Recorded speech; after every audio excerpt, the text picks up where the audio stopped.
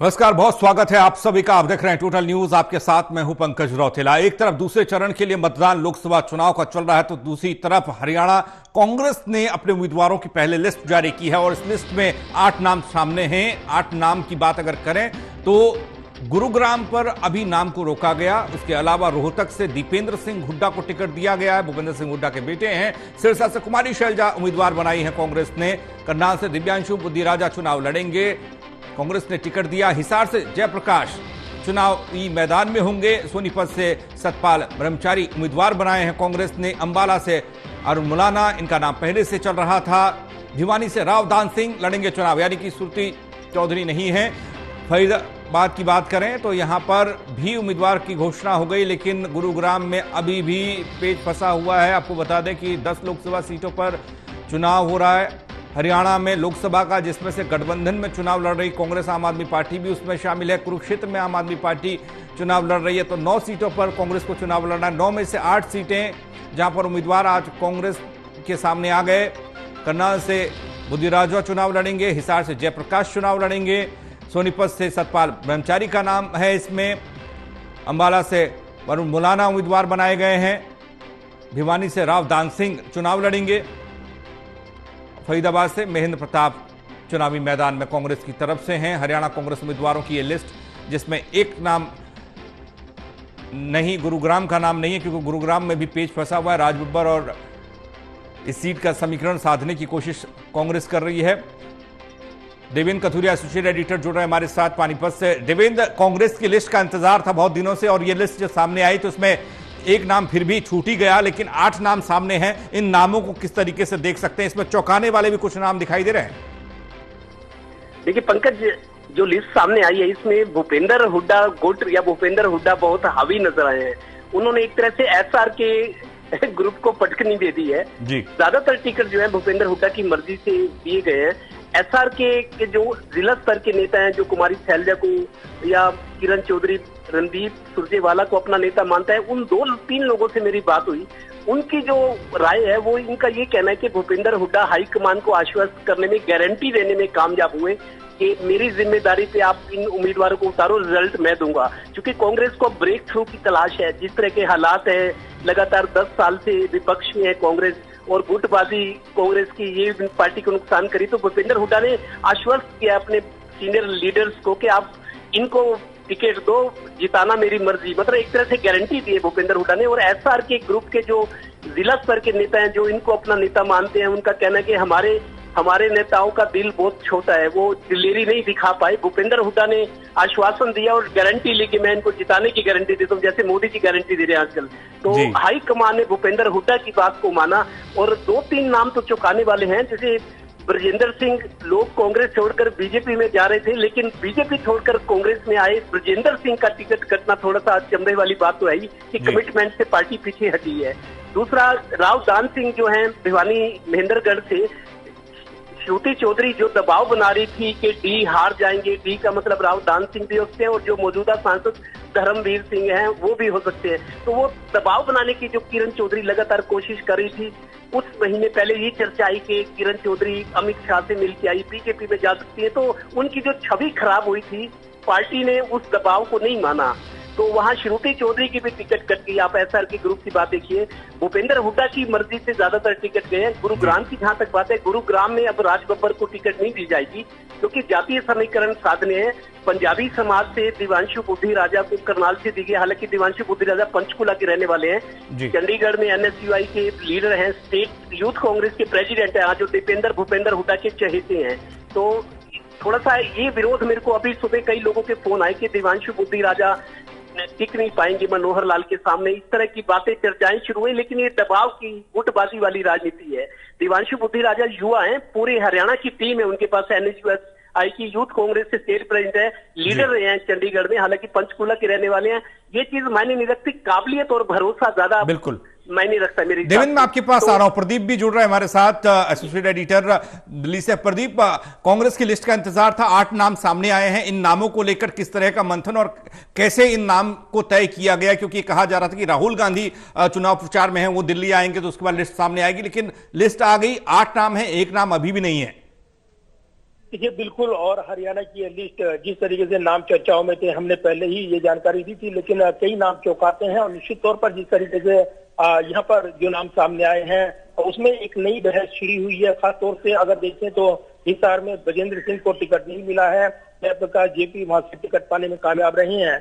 इसके अलावा अगर देखें तो भिवानी महेंद्रगढ़ सीट जो काफी हॉट सीट बनी हुई थी, राव दान सिंह वो टिकट पाने में कामयाब रहे। श्रुति चौधरी का टिकट कट गया, जो दावेदार थी किरण चौधरी का दबाव काम नहीं आया। ये जरूर है कि इस लिस्ट में पूरी तरीके से छाप जो है वो भूपेंद्र सिंह हुड्डा की है और वो अपनी बात मनवाने में कामयाब रही है। आला कमान जो जद्दोजहद कर रहा था, पर्दे के पीछे से ये खबरें आ रही थी कि टिकट कई चौंकाने वाले होंगे, लेकिन इसमें चौंकाने वाले होंगे, तो ये जानकारी नहीं दी जा रही थी। और ऐसे में अचानक जो नाम अनाउंस किए गए हैं देर रात ये संकेत मिल रहे थे कि जैसे ही पार्टी अध्यक्ष खड़गे लौट कर आएंगे तो टिकटों का अनाउंस कर दिया जाएगा। तो ठीक उसी तर्ज पर एक टिकट होल्ड पर रखा गया है, क्योंकि अभी भी वहां पर सस्पेंस बना हुआ है। इस पर कैप्टन अजय यादव के बीच और राज बब्बर या कोई चौंकाने वाला नाम, इसको लेकर सस्पेंस बना हुआ है। तो उस पर अभी तक पत्ते नहीं खुले हैं, लेकिन मंथन जो चला है और जिस तरीके से नाम सामने आए हैं, ये निश्चित तौर पर बताते हैं कि भूपेंद्र सिंह हुड्डा अपनी बात मनवाने में कामयाब रहे हैं। अब जीत का दारोमदार उनके सामने होगा, चुनौती उनके सामने होगी, क्योंकि फिर विधानसभा चुनाव की चुनौती भी है। लेकिन जिन लोगों के टिकट कटे हैं, तो निश्चित तौर पर एसआर के खेमे की बात करें या गुटबाजी की जो चर्चाएं होती हैं, वो निश्चित तौर पर अब हरियाणा में क्या रुख अख्तियार करेंगी ये चीजें, ये बड़े सवाल है। उनके इंतजार करने होंगे, क्योंकि अभी जिस तरीके से ये फैसला आया है, उसके बाद जिनके टिकट कटे हैं या जो विरोधी गुट के नेता माने जाते हैं, वो उनका रुख क्या रहेगा, इस पर नजरें लगी हैं। लेकिन कुमारी शैलजा ने सिरसा से चुनाव लड़ाए जाने पर आभार जताते हुए एक ट्वीट किया है, आला कमान का आभार उन्होंने जताया है। लेकिन बाकी जो दावेदार थे वो क्या रुख अख्तियार करते हैं, ये सस्पेंस बना हुआ है। प्रदीप, गुरुग्राम को लेकर कोई खबर है कि कब तक ये नाम फाइनल हो पाएगा और यहाँ पर पेच कहां फंसा, राज बब्बर या कैप्टन साहब के बीच में मसला है या कुछ और?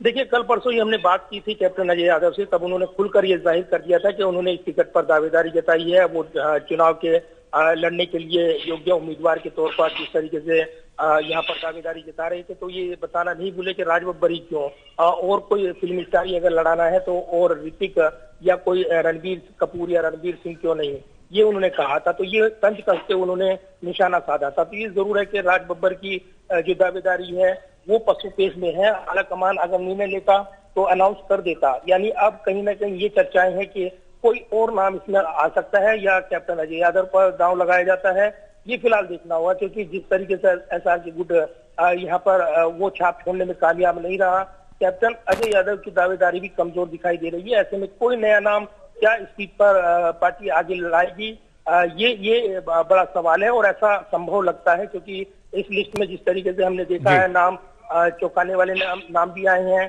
तो ऐसे में गुरुग्राम सीट पर भी ये सस्पेंस पार्टी ने खत्म नहीं किया है, इस पर सस्पेंस बरकरार रखा है। ऐसे में अब इस नाम पर चर्चाएं हैं, मंथन है और सस्पेंस बढ़ता जा रहा है।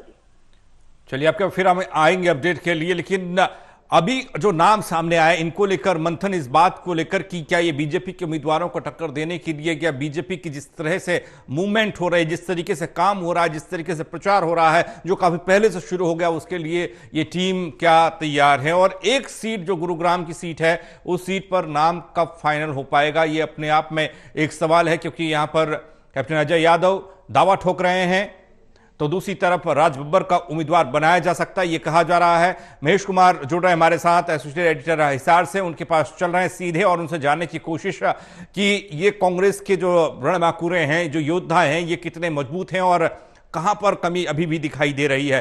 महेश, हिसार से आप हैं और वो यहां पर लगातार दो नाम सामने आ रहे थे, जयप्रकाश का नाम था और बीजेपी से कांग्रेस में आए विजेंद्र सिंह का नाम था, वीरेंद्र सिंह भी लगे हुए थे, उनके पिता हैं और काफी नाम उनका, और ऐसा लग रहा था कि टिकट दिया जाएगा, लेकिन नाम नहीं सामने आया। इन 8 नामों के बारे में आपके जरिए।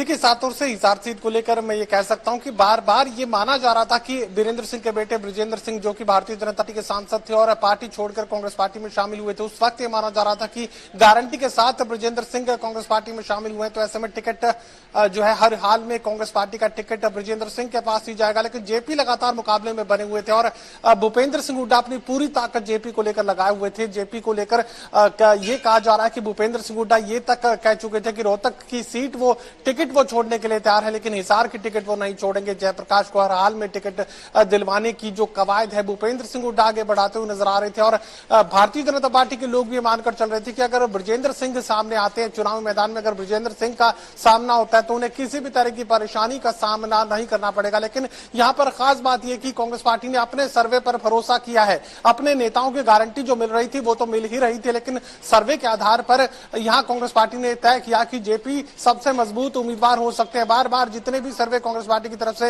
हिसार लोकसभा सीट को लेकर करवाए गए, तमाम सर्वे में जेपी ही नंबर 1 पर बने हुए थे और नंबर 1 पर ही दाव खेलने का काम यहां पर राहुल गांधी की तरफ से किया गया है। फाइनल जो हस्ताक्षर किए गए हैं, फाइनल जो फैसला किया गया है, मल्लिकार्जुन खड़गे ने यह फैसला राहुल गांधी पर छोड़ दिया था। राहुल गांधी ने सबसे जिताऊ उम्मीदवार पर ही दाव लगाने का काम यहां पर किया है। तो कह सकते हैं कि अब बड़ी चुनौती भारतीय जनता पार्टी के लिए हिसार लोकसभा सीट पर जेपी के रूप में सामने खड़ी है। ऐसे में विजेंद्र सिंह को कहां देखे कांग्रेस में, क्योंकि जिस हिसाब से उनकी एंट्री हुई, उनके पिता की एंट्री हुई, उनका पूरा परिवार, उनके समर्थक कांग्रेस का हिस्सा बने, अब अगला कदम क्या?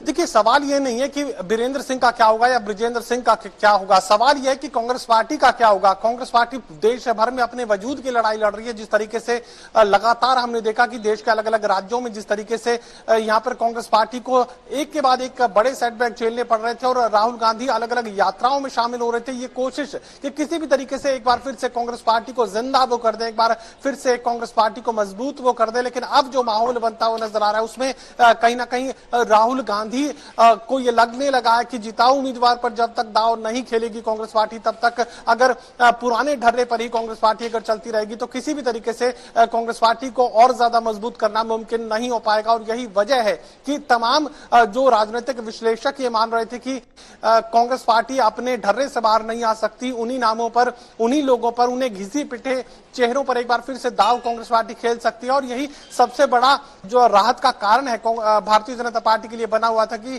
कांग्रेस पार्टी मजबूत उम्मीदवारों पर दाव नहीं खेलती है। लेकिन यहां पर पूरी धारणा को पलटने का काम यहां पर राहुल गांधी की तरफ से कर दिया गया। सबसे मजबूत चेहरे जो कांग्रेस पार्टी के पास आज की तारीख में हो सकते थे, उन चेहरों को चुनावी मैदान में उतारने का काम यहां पर कांग्रेस पार्टी की तरफ से कर दिया गया है। तो यकीनन अब बड़ी चुनौती का सामना न सिर्फ हिसार लोकसभा सीट पर, बल्कि कह सकते हैं कि तमाम जो 9 लोकसभा क्षेत्र है, अभी गुरुग्राम सीट को लेकर फैसला बाकी है, तो कह सकते हैं कि 8 लोकसभा सीटों पर जो उम्मीदवार उतारे गए हैं कांग्रेस पार्टी के बाद जो सबसे मजबूत चेहरे थे उन्हीं पर दाव यहां पर खेलने का काम किया गया। और अब कड़ी चुनौती इन 8 लोकसभा सीटों पर, गठबंधन में 9वीं जो सीट है वो कुरुक्षेत्र लोकसभा सीट है जहां सुशील गुप्ता को उतारा गया है आम आदमी पार्टी की टिकट पर। गुरुग्राम की टिकट पर अभी फैसला बाकी है, लेकिन यह कहा जा सकता है कि अब कांग्रेस पार्टी ने अपने पुराने ढर्रे को बदल लिया है। अब बड़े नाम से काम नहीं चलेगा। और विजेंद्र सिंह का जो जिक्र आप कर रहे थे, दरअसल जितने भी सर्वे करवाए गए विजेंद्र सिंह उसमें नदारद नजर आ रहे थे, यानी शून्य के बेहद करीब नजर आ रहे थे। कुछ भी परफॉर्मेंस जो है विजेंद्र सिंह का नजर नहीं आ रहा था, सिवाय इसके कि उन्हें गारंटी मिली थी। ये गारंटी यहां पर अगर मिली थी या नहीं मिली थी, लेकिन उस गारंटी को अब खत्म कर दिया गया कांग्रेस पार्टी की तरफ से। और जिताऊ उम्मीदवार यानी आपने कहा कि जमीनी आधार पर जो सर्वे हुए उन्हें आधार बनाकर चुनावी मैदान में अपने योद्धाओं को कांग्रेस ने उतार दिया। फिर इस पूरी लिस्ट को अब तक देखें तो उसमें क्यों भूपेंद्र हुड्डा गुट की छाप दिखाई दे रही है, क्यों एसआर के ग्रुप का कुछ यहां पर दिखाई नहीं दे रहा है, क्योंकि यह कहा जा रहा था दोनों गुट अपनी अपनी दावेदारी अपने अपने लोगों के लिए लड़ाई लड़ रहे हैं। ऐसा क्यों कहा जा रहा है कि इस लिस्ट पर जो छाप है वो भूपेंद्र सिंह हुड्डा की है?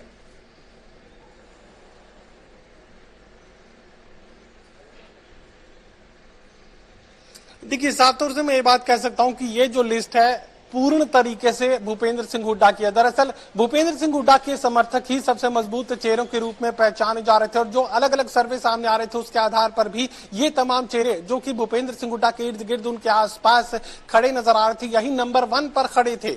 यहां पर भले ही ये नजर आ रहा हो कि भूपेंद्र सिंह हुड्डा समर्थकों को टिकट मिला, लेकिन ये सिर्फ इस वजह से नहीं है कि वो भूपेंद्र सिंह हुड्डा के समर्थक हैं और इसीलिए उन्हें टिकट दिया गया। वो इसलिए भी है कि सर्वे पर ये तमाम जो चेहरे हैं, ये तमाम जो उम्मीदवार हैं वो टॉप पोजीशन पर खड़े थे और सबसे जिताऊ उम्मीदवार भी कांग्रेस पार्टी के लिए आज की तारीख में ये तय माने जा सकते हैं। और यही वजह है कि लगातार मैं जिस तरीके से कह रहा हूं कि सबसे मजबूत सबसे जिताऊ चेहरे पर ही कांग्रेस पार्टी ने यहां दांव खेलने का काम किया। अब ये और बात है कि तमाम वो सबसे मजबूत चेहरे यहां पर भूपेंद्र सिंह हुड्डा के खाते में आते हैं, चाहे भूपेंद्र सिंह हुड्डा के बेटे दीपेंद्र हुड्डा की रोहतक लोकसभा सीट का जिक्र करें और चाहे करनाल लोकसभा सीट। करनाल को लेकर यह लग रहा था कि कांग्रेस पार्टी शायद बेहद कमजोरी की स्थिति में यहां पर नजर आएगी और हो सकता है कि किसी भी तरीके का चुनौती, किसी भी तरह की मुकाबले की स्थिति यहां पर कांग्रेस पार्टी करनाल सीट पर कायम नहीं कर पाए और यहां पर मनोहर लाल एक तरफा चुनाव लड़ते हुए जीतते हुए नजर आए। लेकिन यहां पर दिव्यांशु बुद्धिराजा जो कि एनएसयूआई के प्रदेशाध्यक्ष और युवाओं में एक बड़ी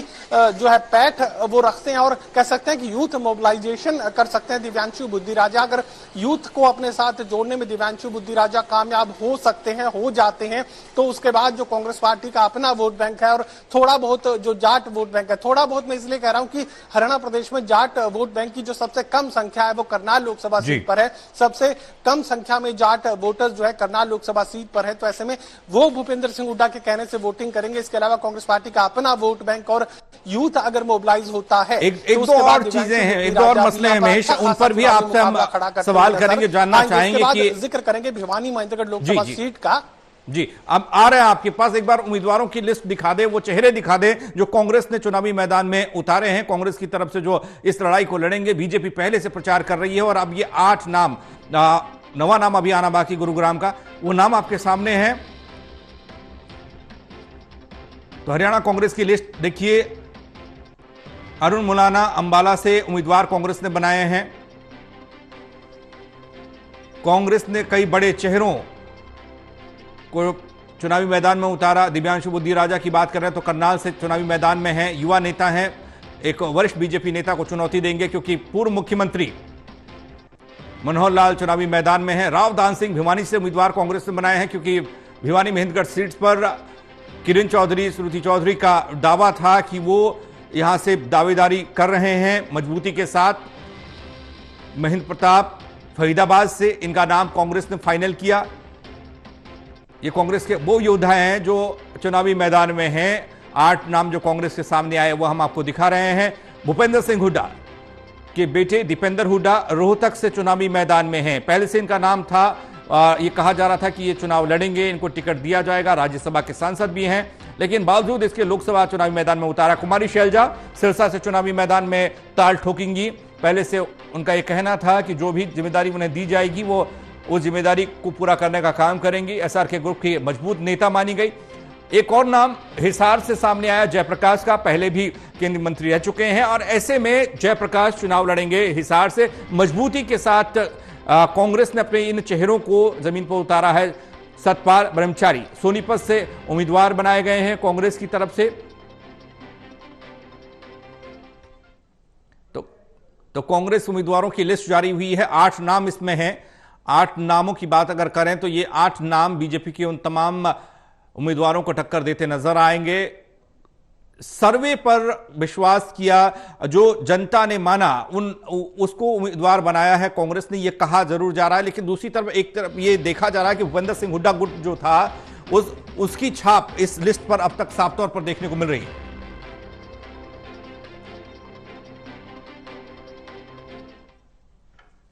तो हमारे साथ हमारे सहयोगी लगातार बने हुए हैं और बात इस को लेकर हो रही है कि कैसे ये उम्मीदवार बीजेपी को टक्कर देंगे और कितना आसान होगा कांग्रेस के लिए लोकसभा चुनाव। छोटा सा ब्रेक, जल्द वापस आ रहे हैं, आप बने रहिए।